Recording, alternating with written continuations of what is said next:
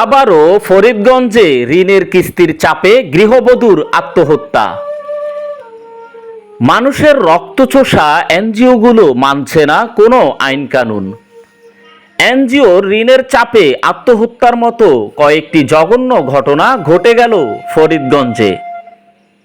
সমপরিমাণ কিস্তির টাকা দিতে না পারায় অপমান অপদস্থ হন এনজিও নামের মানুষের রক্তচোষা সংস্থাগুলো। সেই ধরনের একটি জঘন্য ঘটনা ঘটে গেল ফরিদগঞ্জে। স্থানীয়রা বলেন, এনজিওর টাকার চাপে তিনি এ ধরনের ঘৃণ্য কাজটি করেন। ঘটনাটি খুবই দুঃখজনক। দর্শক, আমরা বলতেছি, চাঁদপুরের ফরিদগঞ্জে এনজিও ও স্থানীয়দের কাছ থেকে নেওয়া ঋণের কিস্তির চাপে নাজমা আক্তার ৩৫ বছরের এক গৃহবধূর আত্মহত্যা করেছেন।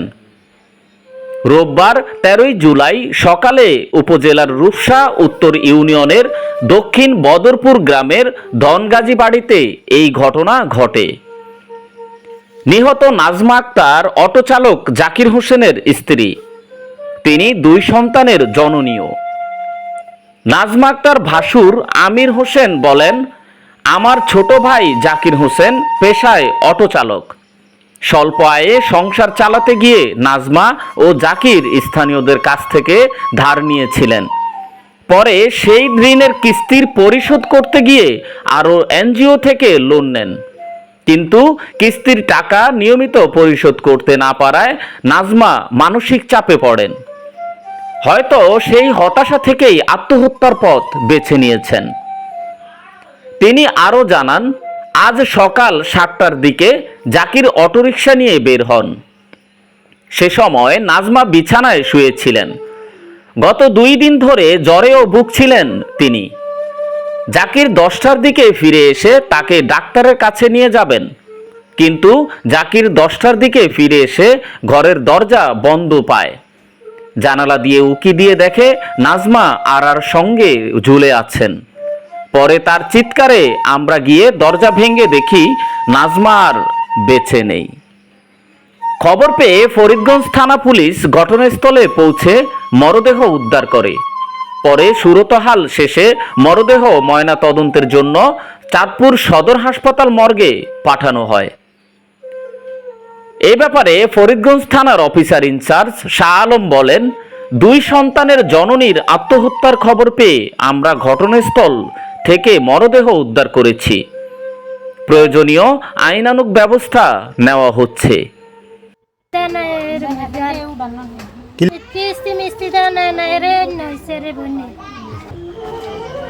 বলেন কিভাবে মারা গেছেন?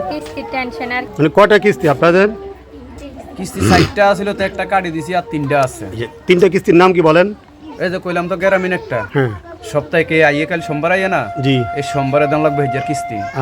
আর বৃহস্পতিবার হয়েছে ওই যে কইলাম দেন তিসা না জানে দিশা কয়, জি। এটা দিত বৃহস্পতিবার। আর বেরাক যে হইতো মাসিক, জি। যাই যে আইন না আসলে আজ আইয়ে না, মনে হয় কালকে আইব। জি। তখন বেড়া বলো আমি ফোনে কথা কইছি, জি। কথা কইছি আর হেতরা কাকা আমাকে টাকা তো দেন লাগবো, আপনারা অফিসে আসেন। তারা বলছে এই বেড়া খেলারা। তাই আমি বললাম, স্যার এগুলো দিয়ে আমার এখন লোক চলি গেছে দুনিয়ার থেকে। আপনি কইতে আছেন আমি অফিসে যাইতাম, এখন আমি অফিসে কিভাবে যাই স্যার? আমি এখন এই মুহূর্তে আমি তো যাইতে পারবো না। জি। আমি সময়ও পাইতে আসি না। আমি যদি পারিও তাহলে আমি কালকে যাইম, আপনারা কষ্ট করে একটু আইয়েন। আইস কি সত্য কি মিথ্যা আপনারা তদন্ত করে যান। আপনারা আমরা এখন যাইতে পারবো না। আমার কিস্তি আসছিল 2-3টা, পরে এই যে কারণে টেনশন করতো, খালি ঘরে বসে বসে পরে টেনশনে মারা গেছে। জি। উনি আপনার কি হয়? আমার আন্টি। আন্টি? হ্যাঁ। আপনি কিভাবে মারা গেছে? হ্যাঁ, কিভাবে মারা গেছে? এই যে কিস্তি যে ছিল, যে কিস্তি টেনশন করতো, যে দিতে পারতো না, যে কিভাবে? আমার আন্টি এই যে কিস্তি জ্বালায় আর কি আত্মহত্যা করছে, ফাঁসি দিয়েছে। আপনার আন্টির নাম কি? নাজমা। নাজমা? হ্যাঁ। নাজমা আপনার খালু কি করে? অটো চালায়। অটো চালায়। কিস্তির টাকা কি করছে জানেন?